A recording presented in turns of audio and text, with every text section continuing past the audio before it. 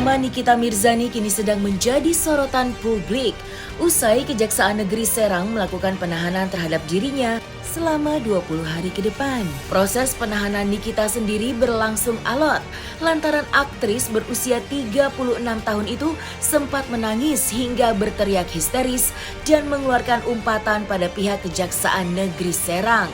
Sontak saja teriakan histeris Nikita saat akan dilakukan penahanan membuat banyak orang bertanya-tanya apa yang sebenarnya terjadi dengan Nikita Mirzani.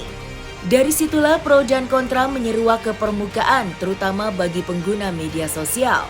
Ada yang merasa simpati dan tidak sedikit pula yang mensyukuri.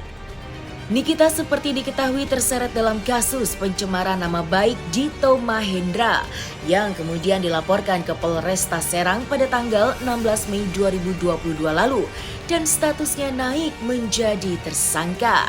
Nikita yang selama ini dikenal ceplas-ceplos dan tanpa tedeng aling-aling terutama dalam menggunakan media sosial pribadinya, apa yang dilakukannya itu justru menjadi bumerang bagi dirinya sendiri.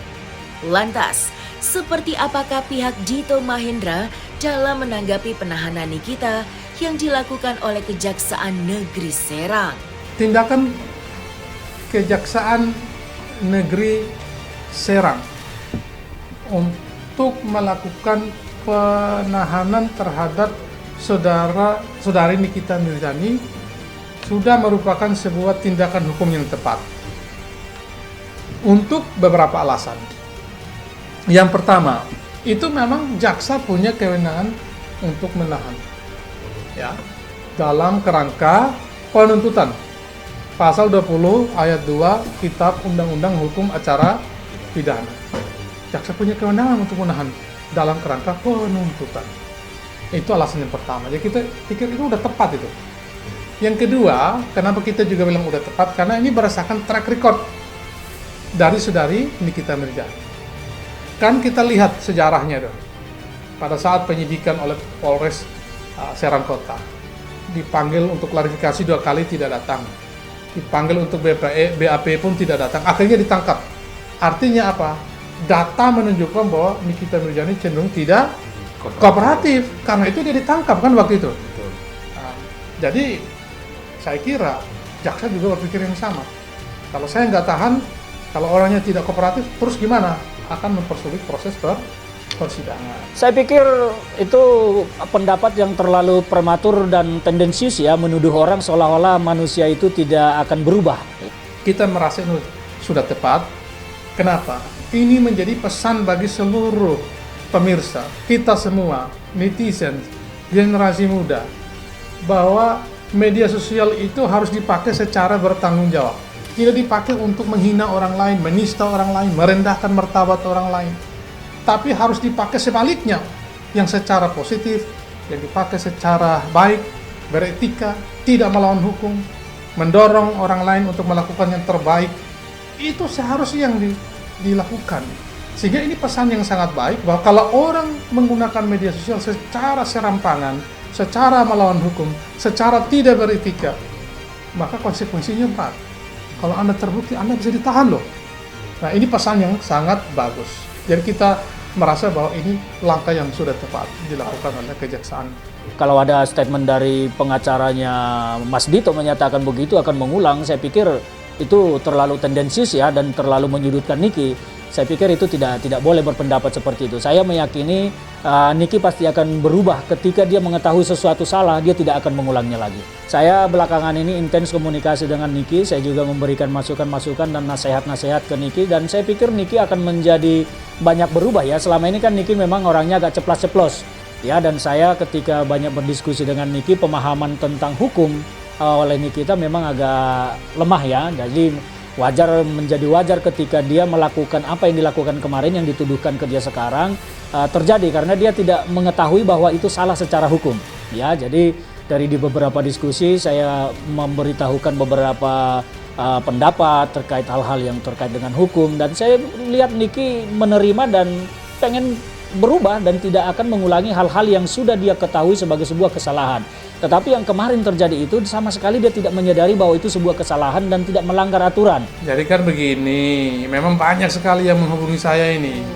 Ada yang mengatakan ya ini memang sudah saatnya kita mendapat hukuman yang pantas. Itu banyak juga yang mengatakan begitu. Oke, silakanlah dilihat di media sosial. Tapi begini ya, kita tuh tidak ada niat untuk menghukum orang, memenjarakan orang. Sekali lagi, itu semua itu merupakan hasil dari perbuatan kita sendiri. Jadi sekarang ditahan jaksa ya biar aja, itu normatif saja. Ya, siapapun kalau memenuhi unsur pidananya pasti akan ditahan juga kalau memenuhi unsur-unsur objektif dan unsur subjektif. Ya, jadi saya pikir kalau jaksa mungkin dalam pertimbangannya ancaman hukumannya di atas 6 tahun, 5 tahun. Kan gitu. Kalau kemudian dalam pertimbangan jaksa dikhawatirkan mungkin bisa melarikan diri, menghilangkan barang bukti, mengulangi tindak pidana, yang ditahan, ya udah. Itu sesuatu yang normal saja, normatif kalau bahasa hukum. Tidak ada yang luar biasa.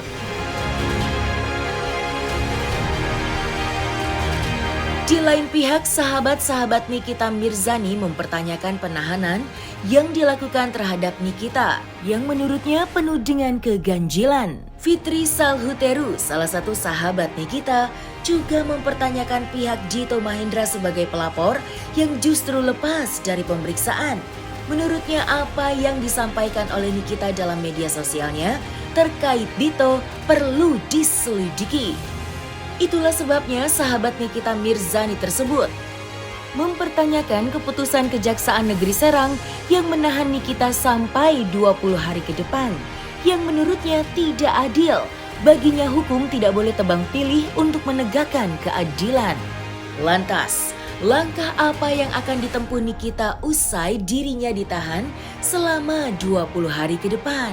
Niki sangat kooperatif. Buktinya kemarin kami datang baik-baik, ya, tanpa dipanggil kami datang, kami koordinasi, teman-teman penyidik koordinasi, dan lawyernya Bang Fahmi didampingi teman-teman lawyer juga dari kantor hukum sini, ya. Ada saudara Roni, ada saudara Cengli mendampingi kemarin, yang juga nanti akan memperkuat tim hukumnya Niki di persidangan akan kita tambah. Saya pikir Nikita sangat kooperatif. Dia tidak berniat pergi atau apalagi melarikan diri. Itu terlalu prematur penilaian seperti itu. Makanya yang kita sayangkan harusnya penahanan ini tidak perlulah. Jadi tetap nanti saya juga tadi sudah koordinasi dengan tim hukumnya Mbak Niki. Kita akan mengajukan penangguhan penahanan. Nanti ini juga kan soal kewenangan, ya. Apakah kejaksaan akan mengabulkan atau tidak? Ya kita lihat nanti. Tetapi saya sebagai sahabatnya Niki sudah meminta teman-teman kuasa hukumnya untuk mengajukan penangguhan penahanan dan sudah dimasukkan tadi suratnya ke kejaksaan terkait dengan penangguhan penahanan. Saya bilang saya juga siap menjadi penjamin sebagai kakak dari Nikita, sebagai abang dari Nikita, sebagai sahabat dari Nikita. Nikita baik-baik saja. Sesungguhnya saya dan Nikita sudah tahu dan sudah bisa memprediksi bahwa hal ini akan terjadi terhadap Nikita. Lagi-lagi Nikita dikriminalisasi. Tetapi nggak apa-apa, Nikita akan kuat dan sanggup melalui proses hukum yang sedang dia hadapi. Saya hanya ingin melihat bagaimana kasus saudara yang melaporkan Nikita di Polres Jakarta Selatan. Apakah akan diperlakukan sama seperti Nikita?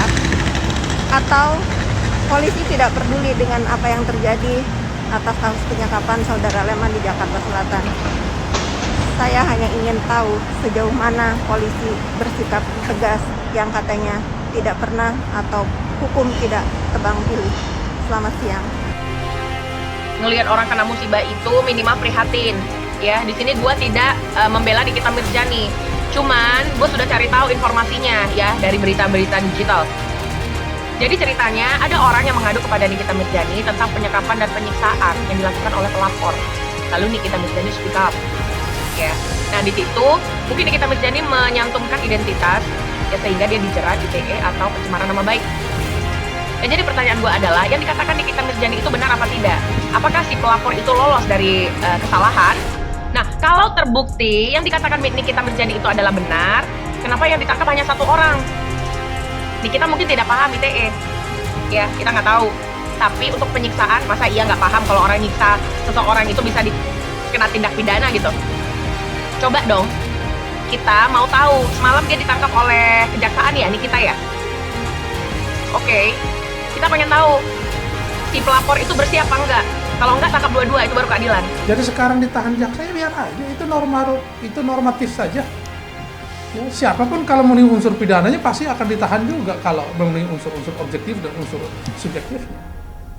Ya, jadi saya pikir kalau jaksa mungkin dalam pertimbangannya ancaman hukumannya di atas 5-6 tahun, kan gitu. Kalau kemudian dalam pertimbangan jaksa dikhawatirkan mungkin bisa melarikan diri, menghilangkan barang bukti, mengulangi tindak pidana, ya ditahan, ya udah. Itu sesuatu yang normal saja, normatif kalau bahasa itu. Kemarin Niki setelah penyidik tidak menahan, tetapi di kejaksaan ternyata dilakukan penahanan. Nah itu satu hal yang sangat kita kecewa, saya sebagai sahabatnya Niki merasa sangat kecewa sekali, dan banyak sahabat-sahabat Niki yang merasa kecewa dan mempertanyakan sebetulnya kenapa perkara seperti ini harus dilakukan penahanan, harus merampas kebebasan orang ya. Padahal ini kan perkara yang bisa dan layak diteruskan tanpa harus melakukan penahanan. Kita sudah menyatakan bahwa kita menjamin bahwa Niki tidak akan melarikan diri dan juga tidak akan menghilangkan barang bukti, karena barang bukti juga kan sudah ditahan oleh dipegang oleh penyidik dan sekarang diserahkan ke kejaksaan. Dan alasan lain yang patut dicurigai untuk menahan Niki kan seharusnya gugur semua gitu kan. Bahkan dengan alasan kemanusiaan, adik saya Niki ini punya anak-anak yang harus dijaga, dibimbing oleh ibunya, ya mestinya tidak perlu dilakukan penahanan. Saya percaya bahwa tuduhan ini sebetulnya bisa dipatahkan. Nah dengan dasar itu sebetulnya juga kemarin kita memohon kebijakan dari pihak kejaksaan untuk tidak usah dilakukan penahanan, karena merampas kebebasan ini kan